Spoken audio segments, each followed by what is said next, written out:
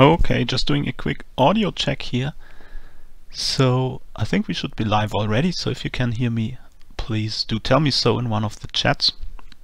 I'll be trying to follow both the Twitch and the YouTube chat, but also our original chessuniversity.com chat in case anybody has already purchased the full course for this month. Okay, thank you DPJH2 and Aha-Sisu and Zulvan X, TuMaiGen. Okay, great. And YouTube also seems to be working. Thank you Eintopf and Robbie and Xing and everybody who's confirming that you can hear me. And I see Dicheskel, good to see some familiar names here in the Twitch chat. Yeah, thank you everybody. So I guess we can start then.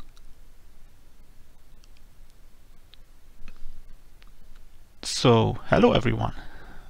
This is FM Arne Jochens speaking, and I would like to welcome you to this introductory live lesson for the 900+ section of the Prodigy program, brought to you by chessuniversity.com.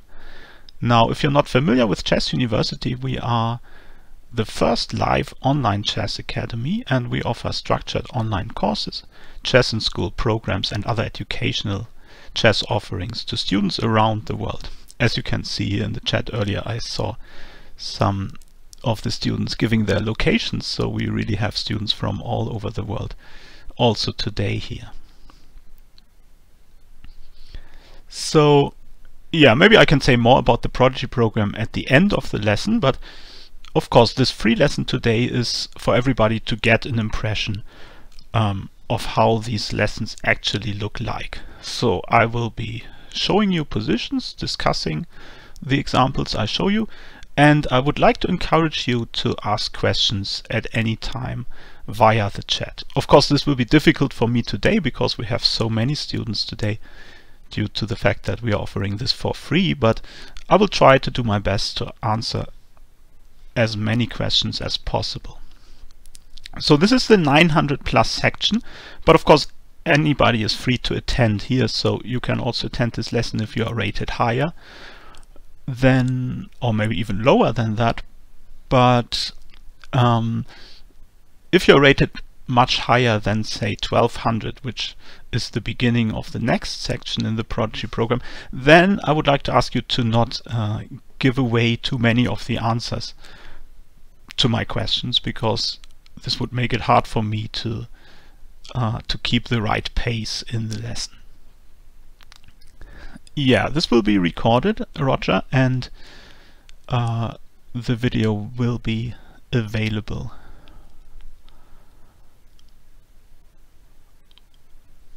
So our topic here today in this first lesson, which is going to be about 1 hour long, is typical incorrect assumptions and mistakes that result from those assumptions. And let me include the chat boxes here in the stream so that they will also be shown in the video later. So, as you all know already, when playing chess, we always have to make some assumptions. Assumptions are mental shortcuts that can be very useful, because unlike computers, a human player is not able to think about every move, so it can be very useful to not think about certain moves, to not even consider them, because we know they will not be good. For example, in the opening, you may not consider retreating your pieces if it's not necessary, and also you wouldn't expect your opponent to retreat their pieces. But sometimes these assumptions can be wrong, and then of course the result may be a mistake. And I want to start with an example that contains several different tactical themes. So this is kind of a preview to what is to come in the Prodigy program, because all of these tactical themes are going to be discussed in more detail in future lessons. So this position that you can see on the board here is from a game from the European Team Championship in 1989 between two players called Norrie and Hoen from the Finland-Norway match, and it's black to move in this position. Now you can see the material is about equal. Black has a bishop for a knight, but you know they are worth about the same. And maybe white, in allowing this position, had thought that everything is safe here. Maybe white had seen that white could play the move knight to f3 here. This move is possible because the pawn on g2 is pinned. It is not allowed to capture on f3 because the black queen would then be able to capture the white king, which is of course illegal. So in this position black could play the move knight f3, and also of course white doesn't want to capture the knight with the queen, because then black would capture with the rook and he would have won the queen. But white could simply play the move king h1. So this is probably what white had anticipated, and this need not be a problem for white. Now the knight is attacked, so it would have to move again most probably. So I guess that white had thought or assumed that everything is safe in this position. But this is not entirely true. Can you spot one piece or pawn in white's position that is insufficiently defended?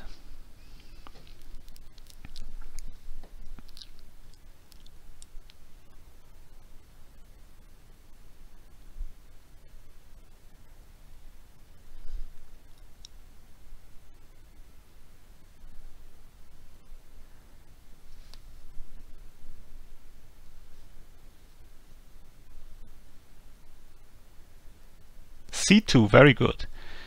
Ariel was taken, and Real Moon Master point out that c2 is insufficiently defended. h2 is also mentioned, but I think h2 is sufficiently defended because it is defended by the king, meaning that even if black would be able to capture on h2 somehow, white could still recapture with the king.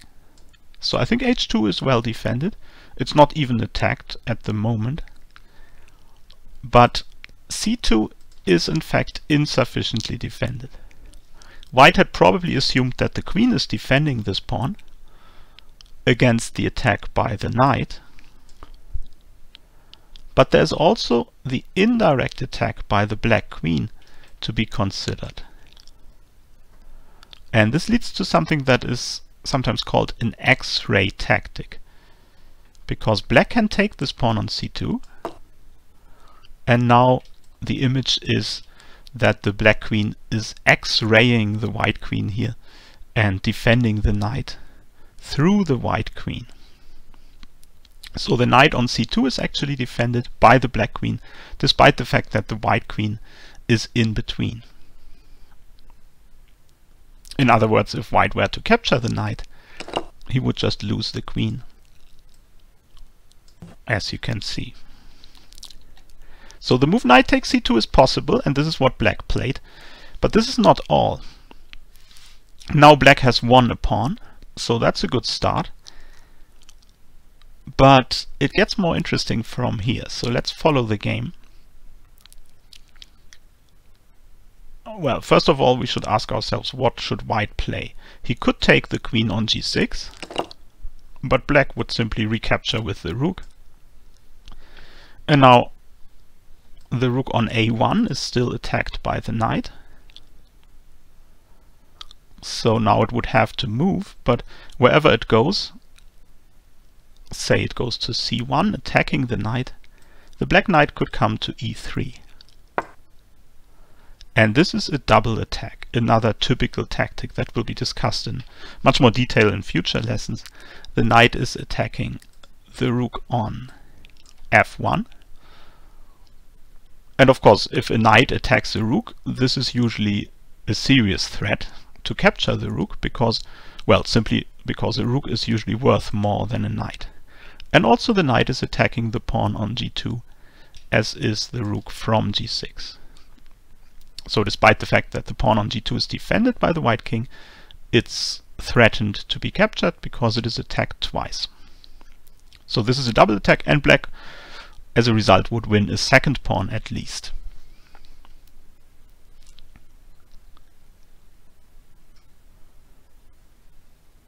Okay, let me answer the question that Kolbjorn seems to have here about h2 in the earlier position.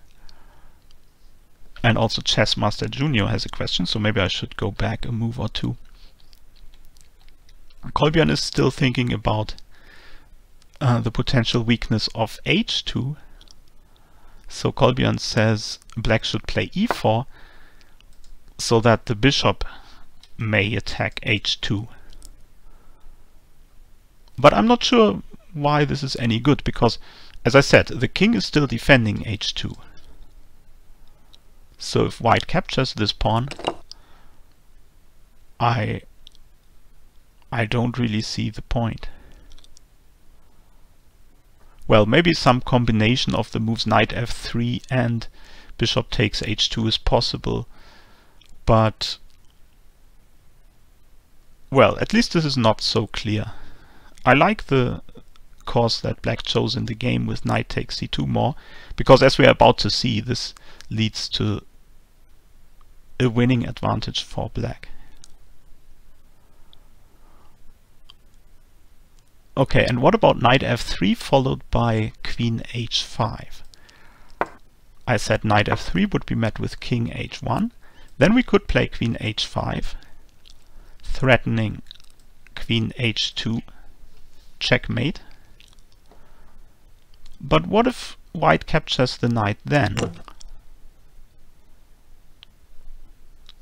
Then you want to play e4. Okay, I see. This could be a good combination of the two ideas, e4 and knight f3. So this is a double attack. The queen is now threatening to capture on h2 with checkmate again, because the bishop is opened up here. And of course the white queen is also attacked.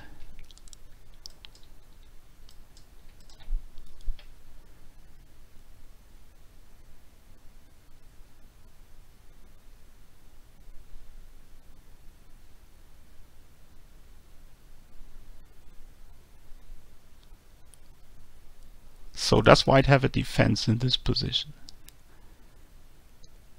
Maybe not.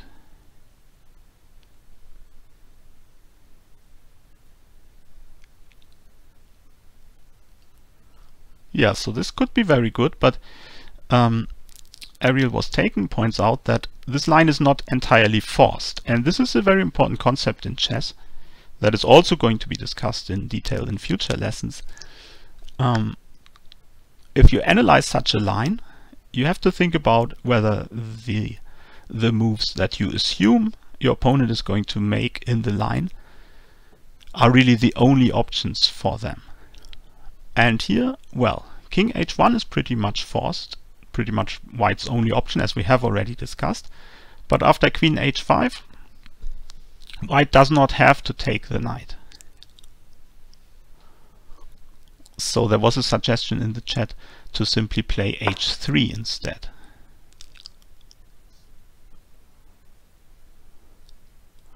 So that now if black plays e4, we may be able to just capture that pawn. And we should capture with the knight probably, so that we prepare to maybe exchange this dangerous bishop. And of course we also attack the rook for the moment. Yeah, so again, this is not entirely clear, at least not to me. It could also be good, but you would have to calculate more. The move in the game is easier to calculate, I think. Knight takes c2, because now, well, we have already discussed queen takes g6, and if white doesn't want to exchange queens, well, he has to address the threat knight takes a1, so then he has to move the rook. So in the game he played rook a to c1. Of course, the rook has a choice of squares, and I'm not saying rook c1 is necessarily the best move, but let's not make it too complicated right now. And now black has a very nice forcing follow-up.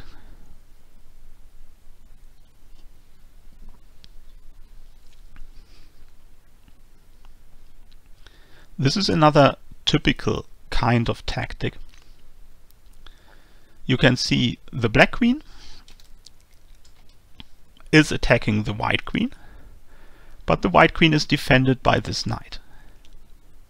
So capturing the queen would just result in an exchange of queens.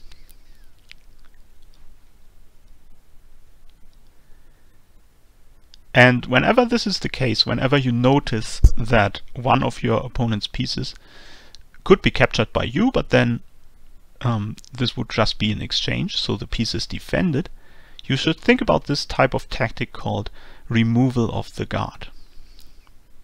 So as Alo World is already pointing out here, and also Robbie over in the YouTube chat, black should think about this move rook takes f2. Normally it wouldn't be a good idea to capture a knight with your rook if you lose the rook, but here the idea is that now the white queen is no longer defended. So white cannot just recapture on f2, because then he would lose the queen. So what is white supposed to do? Has white just lost a piece? Well, we have to look a bit further still. There's one move for white that avoids an immediate loss of material. Yes, as someone with a name that I can't pronounce mentions, white should take the queen. This is the only move, really. Well, I suppose you could also try queen e4, so that the queen is defended and you defend against black's other threat that I should have mentioned in this position. Black is not only threatening to capture the queen, but also black is threatening to capture on g2 with a checkmate. So either white has to capture on g6, or he could try queen e4, but then black could just exchange queens and even exchange rooks. And black has won a piece. If you count the pieces, you see in the end, say after rook takes f1, black just has an extra piece. So this should be winning. So queen takes g6 was indeed played in the game. And now, of course, if black recaptures the queen, then he would still lose this rook on f2. So then white would have won some material. So what was black's idea in allowing this sequence? He captured the knight on f2 not just because he saw this initial removal of the guard tactic, but he had anticipated this move queen takes g6, and he had seen that he doesn't have to recapture the queen straight away. And this is another very important type of tactic. This is called the in-between move, or the Zwischenzug, as we say in Germany. And also internationally this word is sometimes used. Zwischenzug is just the German term for in-between move. So the idea is, white has just captured the queen, black will have to recapture, and it would be an easy mistake to assume that black has to recapture straight away. But this is not true. If you can make a move that creates an even stronger threat than the threat that white has in this position, which is to just withdraw the queen, well, then you can play that move and only recapture on g6 on the next move. So yeah, several people in the chat point out the Zwischenzug here. Rook takes f1. This is a nice Zwischenzug because it is a check. So clearly white doesn't have time to save the queen. Only one question remains, as also already being pointed out in the chat. Isn't the knight on c2 still hanging? Well, first of all, white has to address the check. Now if the rook takes, then clearly the knight is safe after black captures the queen. So then again black would have one apiece. But what if the king takes on f1? So that now if black captures the queen, white can capture the knight. And although black has won a pawn, this position is not so clear because the white pieces are quite active. So white may have quite some compensation for the pawn here. But this wasn't black's idea. He had anticipated that in this position he can even play a second in-between move. He still doesn't have to capture the queen.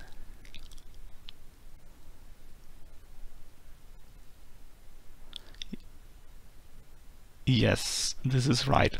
Rook f8 is the second in-between move. This is another check.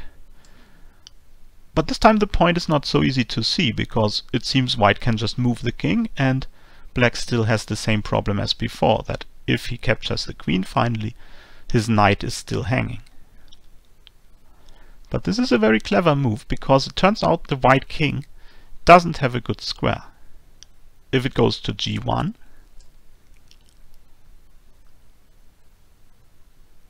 then we can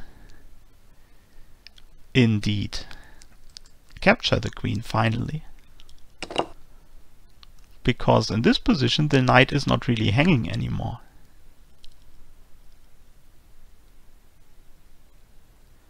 Yes, Alo World and, okay, let me try to pronounce that, Thro-Girardelli. In this position white cannot take the knight, because then black has a check. And, well, white could play rook f2, but then he just loses the rook. But other than that he would have to move the king, and then black has a checkmate. This is of course another very important type of tactic, the back rank checkmate, where the black king is checkmated by only one piece because his own pawns get in the way. I don't think it matters whether we play bishop c5 check first or take the queen first. Both should be easily winning. So yeah, that's the final point. Well, not the final, maybe we should also mention what happens after king e2 instead of king f1. Sorry, I mean instead of king g1 in this position. And then black even has a third in-between move. Remember, the white queen has captured on g6, and instead of recapturing, first black took on f1, then instead of recapturing he played rook to f8, and now he still doesn't capture the queen, but he plays a third in-between move. Yes, I think you both mean the right move there. Thro-Girardelli and pleased to mate you. Knight d4 check. This is a very useful in-between move, clearly, because it saves the knight with gain of time. White still doesn't have time to save the queen, because he's in check. And now the knight is completely safe, because it is defended by this pawn. So after the king moves anywhere, finally black is going to take the queen, and again black has won a piece.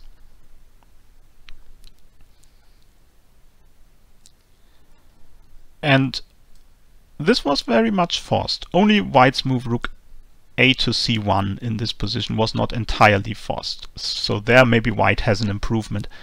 But after rook c1 all of this was forced, and black was winning by force with this nice move rook takes f2, double threat, and after queen takes g6, instead of recapturing, first this Zwischenzug rook takes f1, and then the second Zwischenzug rook f8.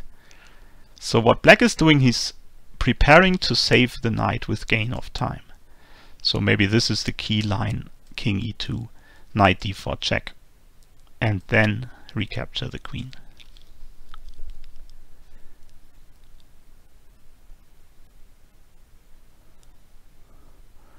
Kuya Rashid even continues this line, but I think in this position we can stop calculating, because now white can clearly not create a great threat and black just has an extra piece.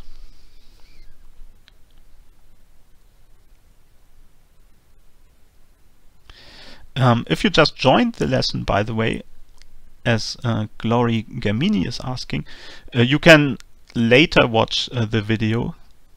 I don't think you can rewind right now in the live stream, but the video will later be made available, so then you can watch the beginning.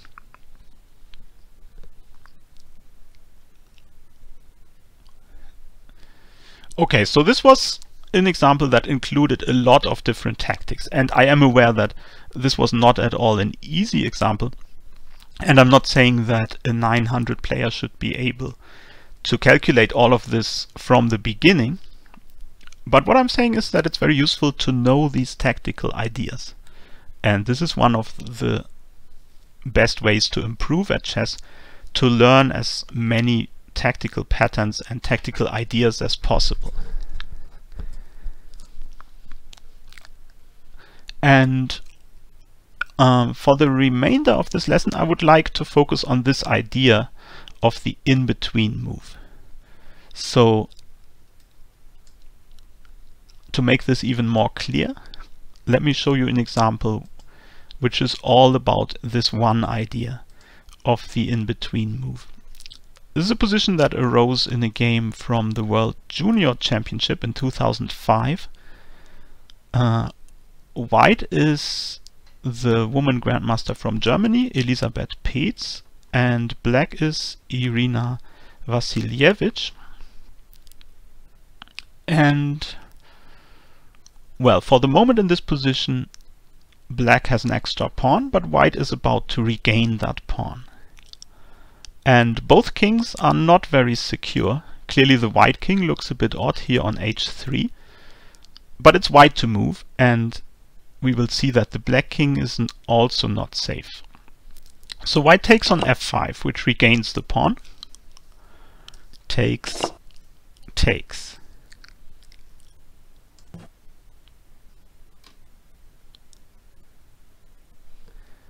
Yeah, thank you, Zulvam X, for helping me out a bit here in the chat, answering some of the questions. I'm afraid I won't be able to answer all of the questions today because there are simply too many of them, and I want to show you some more examples and also give you some exercises. So in this position, black captured on e2, probably assuming that white would just recapture, right?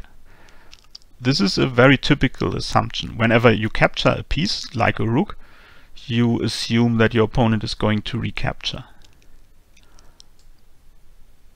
But if you are aware of this tactical idea of the in-between move, then you know that this is not necessarily true.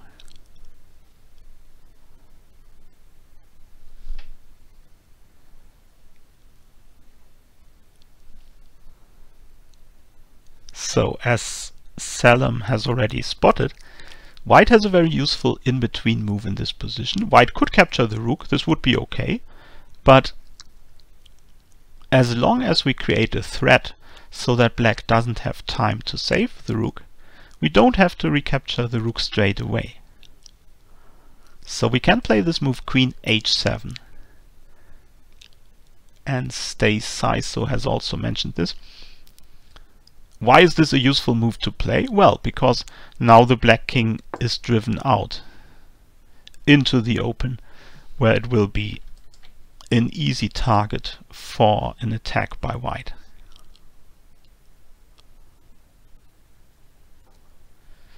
And this move has to be played right now before recapturing, because this move queen h7 is only possible, of course, because the bishop is defending the queen.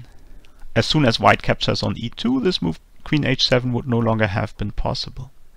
So white plays this move first, and only then does she recapture the rook. And now you can see the black king cannot get back, because the white queen is still controlling that square. So the black king is caught in the open here, and white has two threats in this position. Either check by this bishop would be very awkward for black,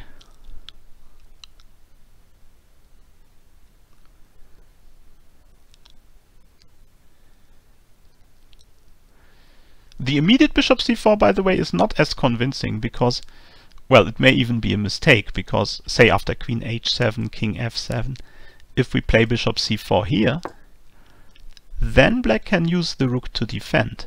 So if you want to play an in-between move, you really have to make sure that your opponent doesn't have time to save the piece that is attacked. Well, maybe rook e6 doesn't exactly save the rook, but at least black will keep some extra material because the rook is now defended by the pawn. And black is a full rook up, so if white captures on e6 and loses the bishop in the process, white will still have lost a piece overall.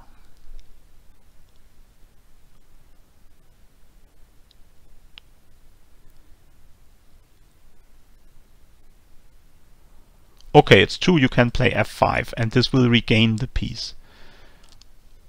But is this really winning? I'm not so sure, because now maybe black can start a counter-attack here. Remember, the white king is also not very safely placed. Well, maybe this is also winning, I'm not sure. White is threatening to take on e6 with a double check, because the rook on f1 would also give a check.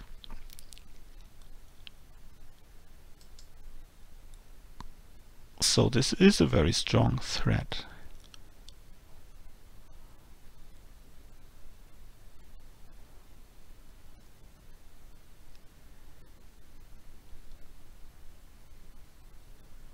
Yeah, I suppose this is also winning. But let's see what happened in the game, because I don't think black has a defense anyway.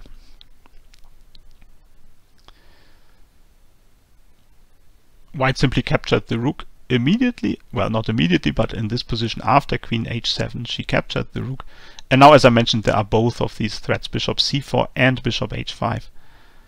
And black cannot prevent both of them at once.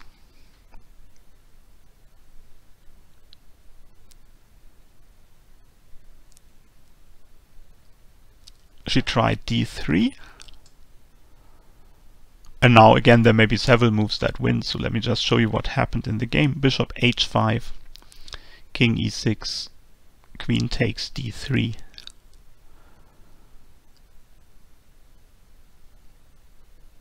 And now this bishop is attacked. And there's a threat to play f5,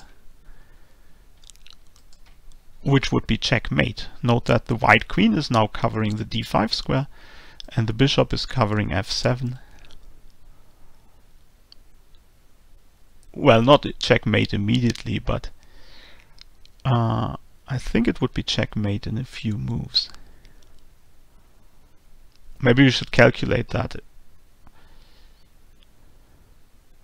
If black saves the bishop, well, this is actually what happened in the game. So if black saves the bishop, f5, king f6 is the only move. But now there's queen d4 check. Well, I suppose you could even say this wins the bishop, but the main point is the black king is now going to get checkmated. Because this bishop is covering f7, the other bishop is covering e6, the pawn is covering e7, I mean, and the pawn is covering e6. The king has to come out here, and now queen h4 is just checkmate, finally. Okay, again, this was not easy to calculate to the end, but here it was not necessary, because the main point was just that after this move queen h7, the king was forced to f7, and it is just too exposed here to have a chance to survive. So the further details here do not really matter. White may have several ways to win from here, but they are all based on the fact that the black king is simply too exposed now. So that was because of this nice Zwischenzug queen h7.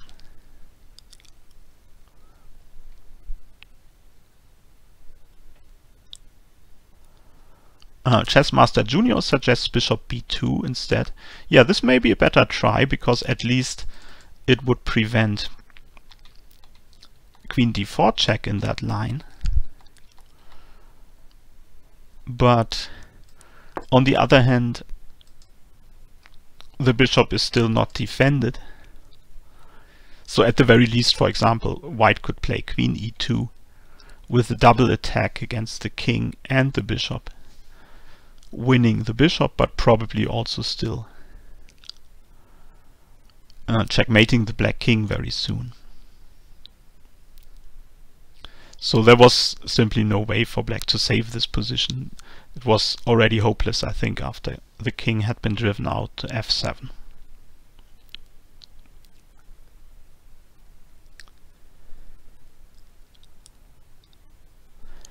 Okay, now let's do some exercises.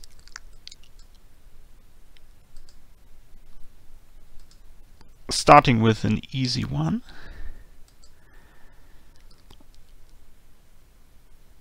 This was a position that occurred in the game Stamenkovic against Molina from a tournament in 2007. And clearly the position is very sharp despite the reduced material, because as in the previous example, both kings are not very secure. The black king is not very secure because it is in the middle of the board and white still has a queen and a rook. But also the white king doesn't look very safe because this pawn on f3 is taking away some squares. So if black could get some check in with the queen, this could be very dangerous for the white king. But it is white to move.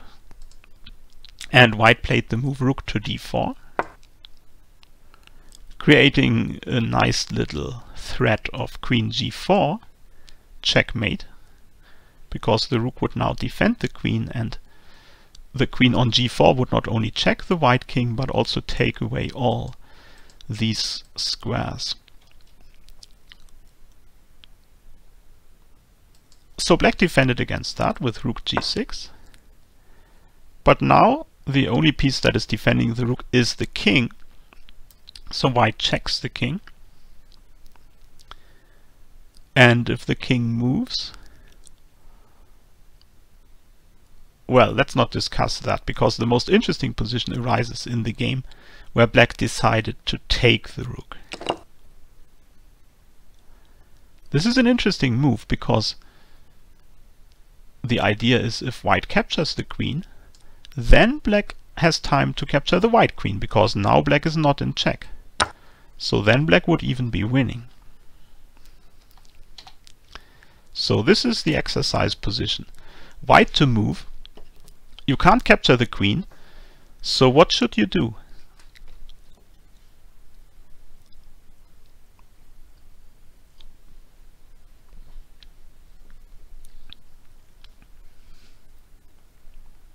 Answering pawn nudger here in the meantime.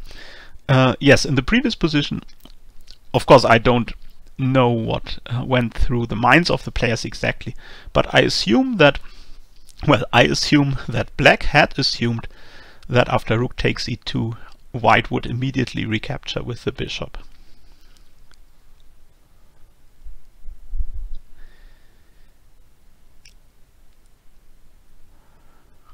Yes, you are on the right track here, and I see many correct answers already.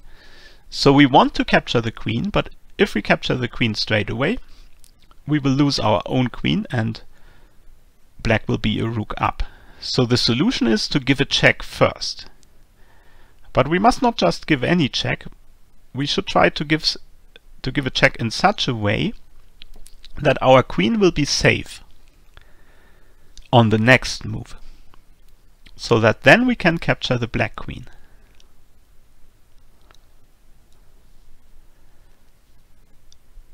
So queen f7 is maybe unnecessarily complicated. I'm not saying this doesn't work at all, but black can still try rook f6. So then we still have the same problem. We would still have to calculate further, because again, if we capture the queen, black could capture our queen. There may be even solutions after this, but I think it's an easier solution to give a check that secures our queen straight away.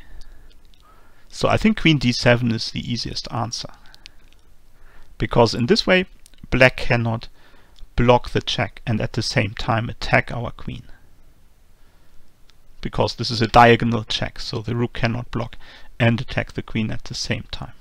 So this is just game over, and indeed black resigned in this position, because now he has to meet the check and then white is going to take the queen.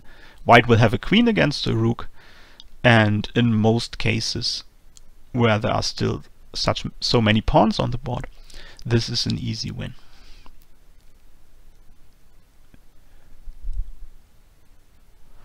Okay, well done, most of you who spotted this. Let's see the same idea in a slightly more difficult setting from an old game, Torre against Pétursson. In this position, white to move captured this knight on c6. Now this looks like a straightaway win of a piece, maybe, because the knight on c6 is attacked twice and only defended once. But we also have to think about the knight on e4, because as soon as this bishop from d5 gets exchanged, the knight on e4 will no longer be defended, and it is attacked by the black queen and the black rook. So I think what Black's reasoning in allowing this position here had been was that if white takes the knight, then black wanted to recapture, and now if white captures the bishop, black wanted to capture the knight on e4. So this was black's idea, and then the position would still be okay. The black king may look a bit odd on h6, but I don't see an obvious way for white to exploit that. So my question to you is, can you see what's wrong with black's reasoning here? What is wrong about this line? Bishop takes c6, bishop takes c6, queen takes c6, queen takes e4. Black must have assumed that this was just going to result in an exchange of all the minor pieces.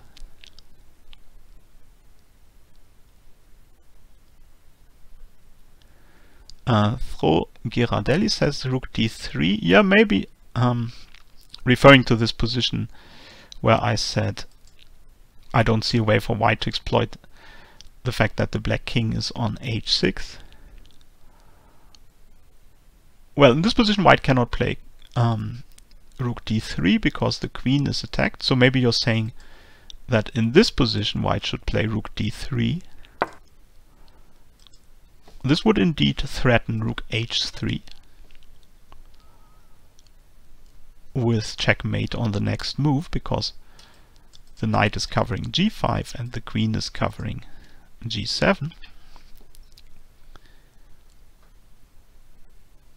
But black may have a defense here. If he can get the king to g7, then the king may be reasonably safe.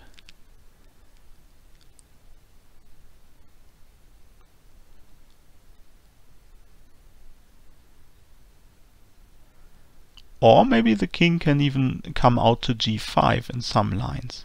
For example, if you want to play in this way as white, you have to consider the move rook takes e4 here, because this clears the g5 square for the king.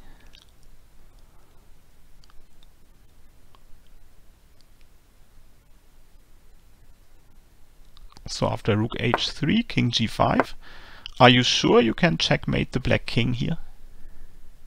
It looks dangerous for black, but I'm not so sure.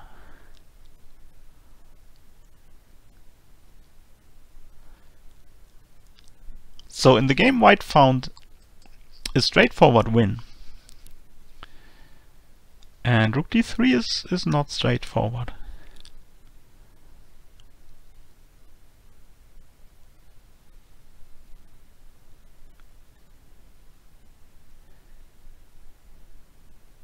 Someone is saying queen d7, but I'm not sure in which position. Maybe at the end of this line.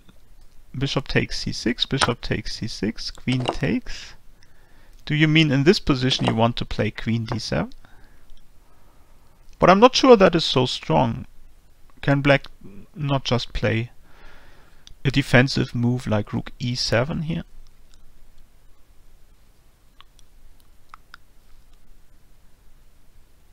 This still looks pretty equal to me.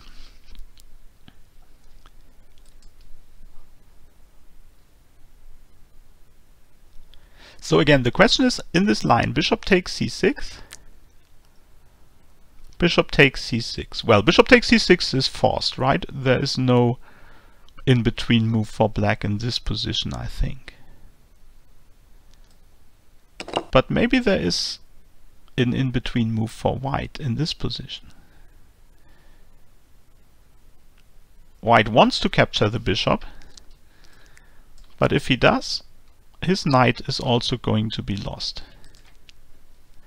So, keeping in mind what we saw in the previous examples, can you find a way to save the knight with gain of time and maybe then capture the bishop? Okay, Ariel has an idea to play knight f6 as an in-between move. That's interesting, because it attacks the rook and also the bishop is still attacked.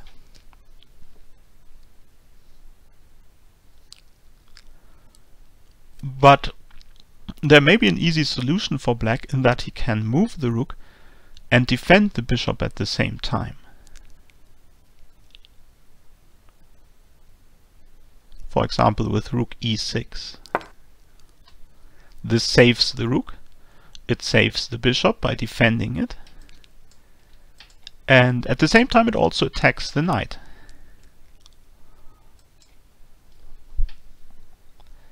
So this seems like a good solution for black.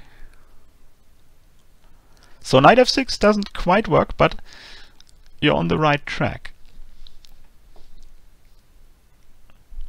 Yes, Tuk Markov is right. Knight d6 instead. This is better because this rules out rook e6 as a potential defense. Because now if rook e6 we can still take the bishop. And also it rules out rook c8 because the knight covers that square as well. But the idea is the same as with knight f6. The idea is that now the rook is attacked and the bishop is still attacked. And Chess Knight also suggested this move. And over in the YouTube chat, Nacho Taco and Yannis and Final Gear all suggested this move. Well done, knight d6 is winning. This is a winning in between move, which is not obvious, but once you think about it, you will see black doesn't have a satisfactory defense from here. He will lose some material no matter what he does.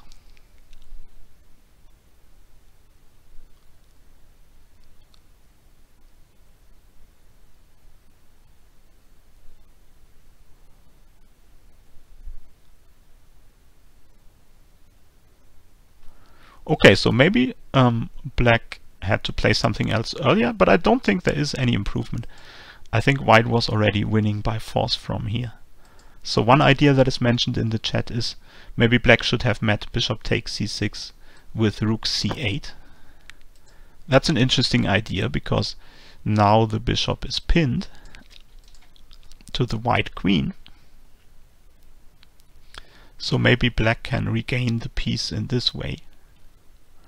But there is a problem. Now white can unpin the bishop with gain of time. As Ariel was taking points out, queen h3 is winning for white. This is a check, and after the check white can just take on b7. So white is even winning two pieces here. So I think white played in the most precise way. Bishop takes c6, but also black didn't really have a way to save the game from here. Bishop takes c6 was played, but then knight d6 was winning for white. And well, some more moves were played. Rook e6, queen takes c6, and black tries to regain the piece in this way. But again, white has a way to unpin. Well, not really unpin, but white just plays knight takes f7 check. It turns out the knight was not truly pinned, because it can still legally move, and if it can move with a check, as it does, then clearly black doesn't have time to capture the queen.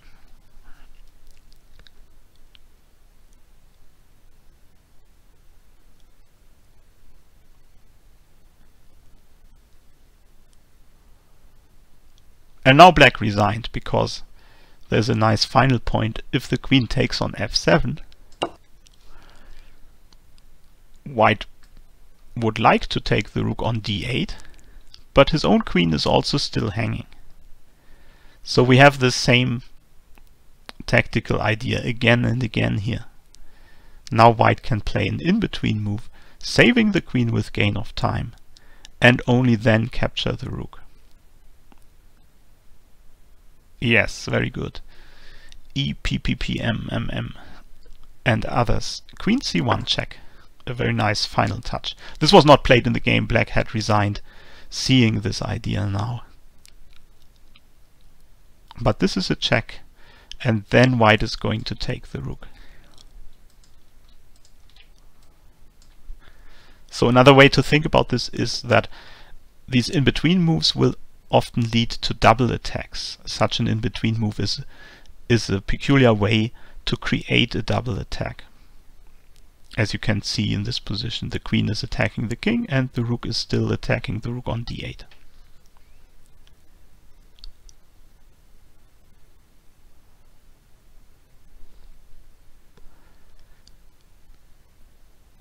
Okay, I think we have a bit more time here. So let me show you another one from a game by Magnus Carlsen against Hikaru Nakamura from the London tournament in 2010. Well, in this position I think black already has a concrete problem because the white pieces are so active. It's black to move, but we are going to look at it from white's point of view, because the most interesting moment will arrive after two moves from here with white to move.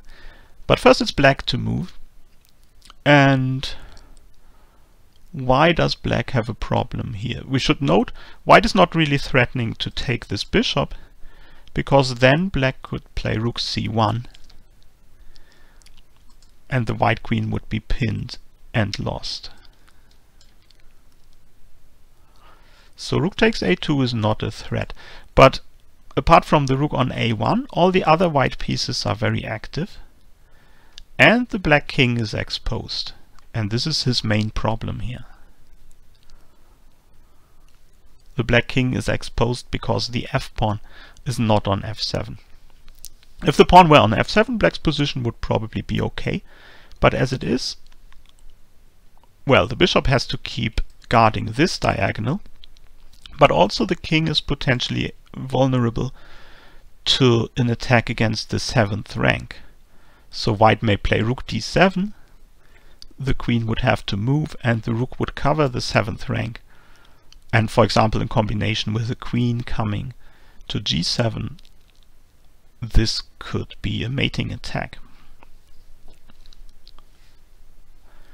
I'm not saying white is winning by force, I'm just saying that black has a problem in that white's pieces are very active, and this makes black's position very difficult to handle. White has several attacking ideas with these active pieces, and it's very hard to defend against all of them, to anticipate all of them. But first it's black to move anyway, so what should black do? Well, he chose an interesting move. He could simply retreat the bishop, even though white is not immediately threatening to take the bishop. after any move by white that would secure the king, for example, after king h2, in the future white would be threatening to take the bishop.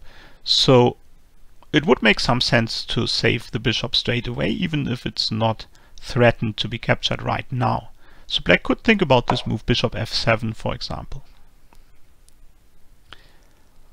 And this is not a bad move, but well, the white pieces are still very active, and white could improve the position of his pieces even more.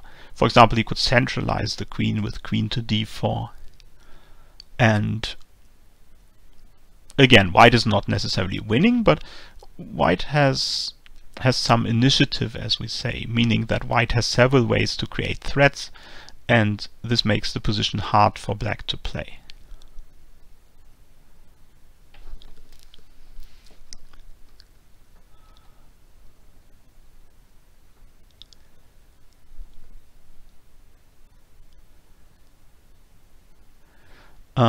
There is some talk here in the chat about d5, so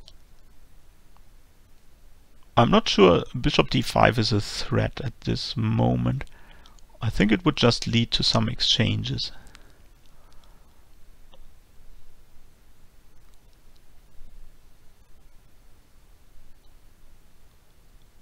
Rook d8 doesn't work because, or are you saying rook d8 for white? In this position it's black to move, and black cannot play rook d8 because white could simply capture that rook and the queen would defend.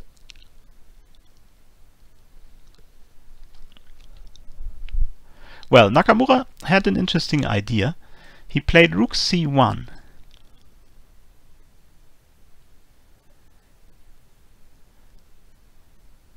And this does work tactically, but it also does allow white to win a pawn at least. But maybe Nakamura had seen that and he had concluded that he would rather be a pawn down in a more simplified position than to be in a position with equal material where white is so active. So maybe he just wanted to exchange some of the active white pieces. So first of all, how does this work tactically? Well, the queen is pinned, and she is attacked, so white doesn't have a choice. Well, maybe he does have a choice in how to capture on c1, but it's clear he has to capture this rook. But also in how to capture he doesn't really have a choice, because if the queen captures, then black can capture with the rook, check, and white cannot win this second rook because his rook on d6 is also still hanging. So this would lead to a position where black has a queen against the rook, so black would be winning. So rook c1 is very forcing, white has to capture with the rook. And now the idea was to capture again. And this is the critical position here. Now it seems that white has to capture the rook. And I'm not sure whether Nakamura had maybe simply overlooked this. Maybe he had assumed that white would have to recapture this rook, and then he would capture on d6. So this would just have led to an exchange of all the rooks. And this would certainly be in black's interest, in that it would make it easier for him to defend the position. So can you spot the in-between move here? Why is the assumption that white has to recapture on c1 straight away wrong? Which in-between move can we play?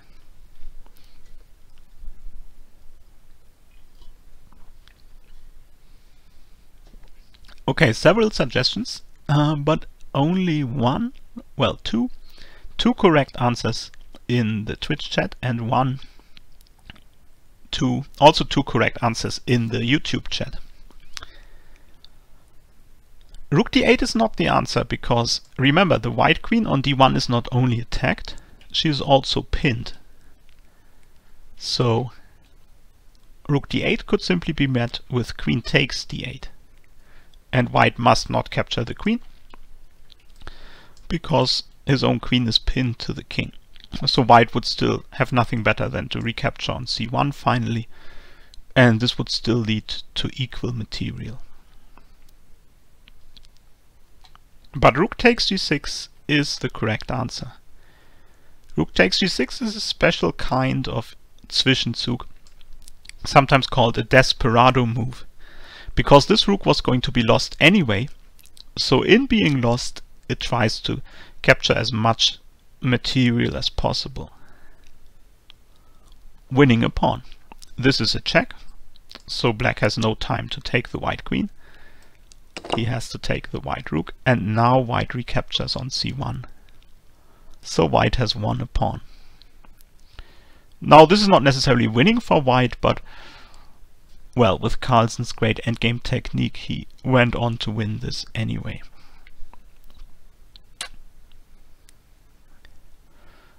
Kuya-Rashid again continues this line, but I think at this point we can stop calculating because black doesn't really have a way to create any threats here. So white's position is completely safe. White has a safe extra pawn. This was played in London in 2010. So yeah, let me wrap up this lesson here by saying, or by summarizing what we have seen here. So we have seen that assumptions are present in many positions in chess. For example, when you capture a piece, you will often assume your opponent has to recapture. But this can be dangerous because this is not always true. Sometimes there may be this typical tactic of the in-between move. So what can you do to avoid these incorrect assumptions? Well, of course, the first step is to be aware of your assumptions, to be aware that you will often tend to think that when you capture something there will be an immediate recapture, and then you can consciously look for those in-between moves. But also, as will be discussed in much more detail in the lessons to come in this section of the Prodigy program, it's very useful to be aware of how forcing your moves are.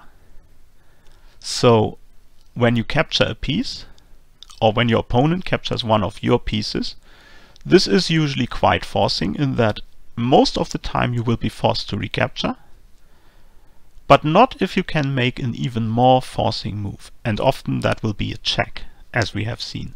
These in-between moves are very often checks. So there is a hierarchy of moves in how forcing they are. The checks are the most forcing kinds of moves, and the captures are usually ranked second. And then the third most forcing kind of move, we could say, are threats in general, other kinds of threats apart from checks and captures.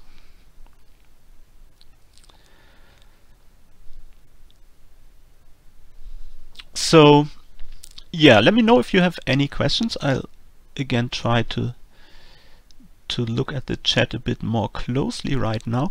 But I should also point out what is to come in this month of the Prodigy program. Of course, this was the free lesson, so not all of you are going to be in the full course, but well, if you like this lesson, we would be very pleased, of course, to welcome you in the full program. And if you're not sure, you can go to chessuniversity.com, and let me give you the direct link for this section, the 900 plus section.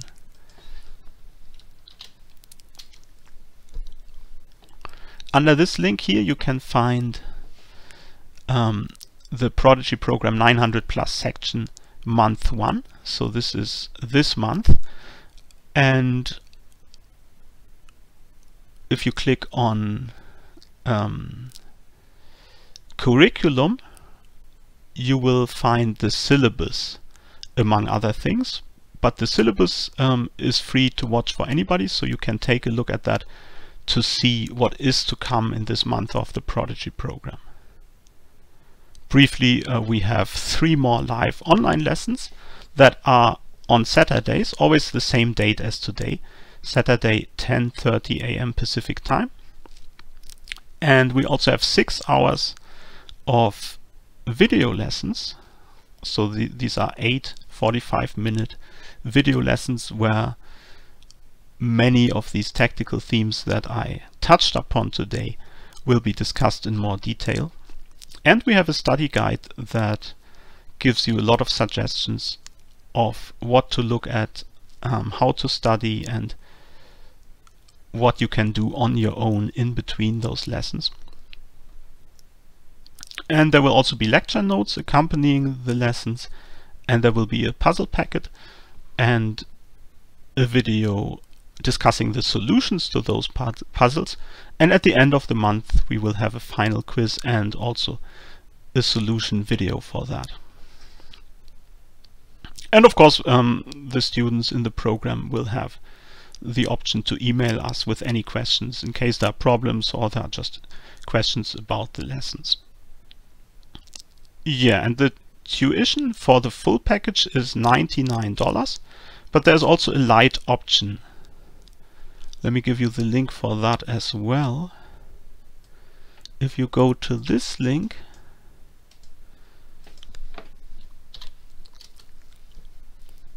then you have the option to sign up for just the live lessons but nothing else, and this is going to be $25.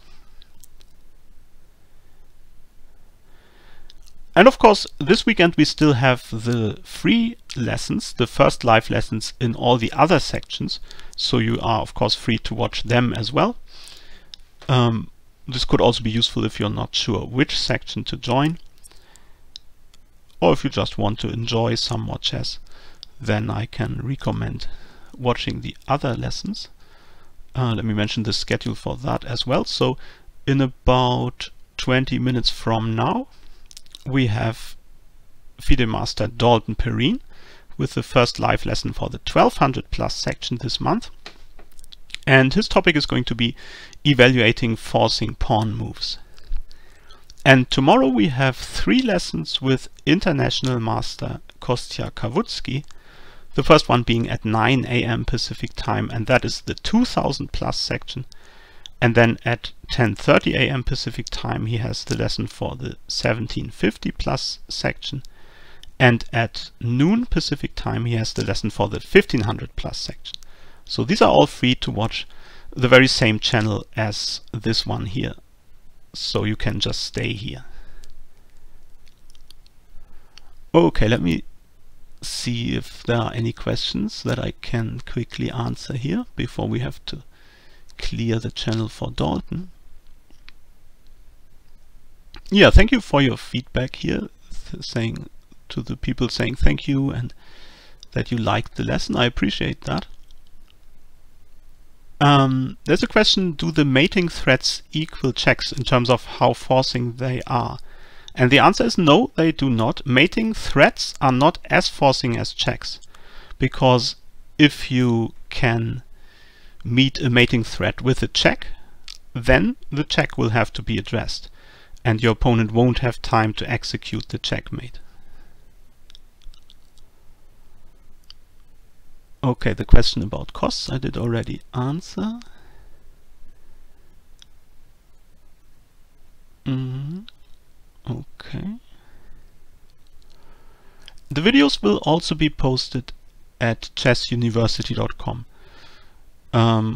Although I suppose you could also get them from Twitch or YouTube directly, but on chessuniversity.com there will be an edited version, and we will also make this free for everybody, of course, for this first live lesson.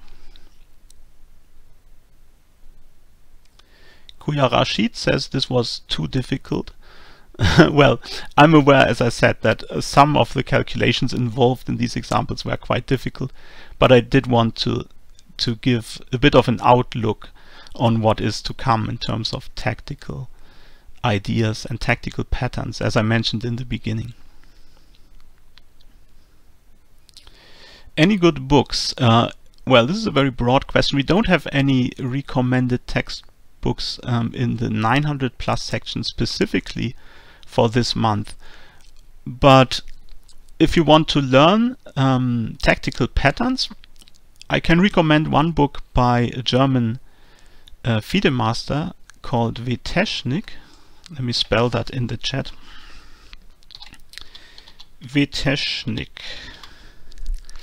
I'm not sure about the title of the book, but it is a book on tactics, and I like it very much because the ordering is very clear, and he has a chapter on basically every important type of tactical pattern. So that's very useful to learn these tactical ideas.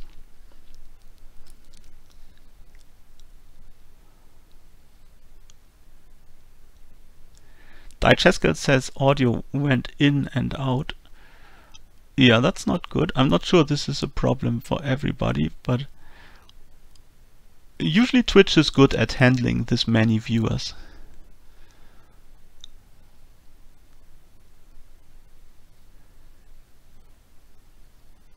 Thank you, NP Lazy, NP Lazy. Yeah, and thank you everybody who says that you learned something, you got something out of this.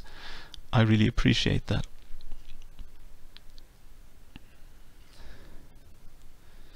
I suppose Karaf can also send you an email with a direct link to Vimeo for the video, but I think the easiest way is if you just go to the 900+ section course page. I posted the link above, and if you click on the curriculum tab there, you will later find the video there, and it will be free for everybody to watch, also if you don't sign up for the course. Thank you, Stay Size. So yeah, this is the book I had in mind. Chess Tactics from Scratch. There will be a lot of lessons about pawn structures because, well, this is the basis of positional chess, understanding pawn structures. Maybe not so many in the 900+ section, but already in the 900+ section we have some lessons on weak pawns, doubled pawns, for example. And in the higher sections we have more specific lessons about certain pawn structures.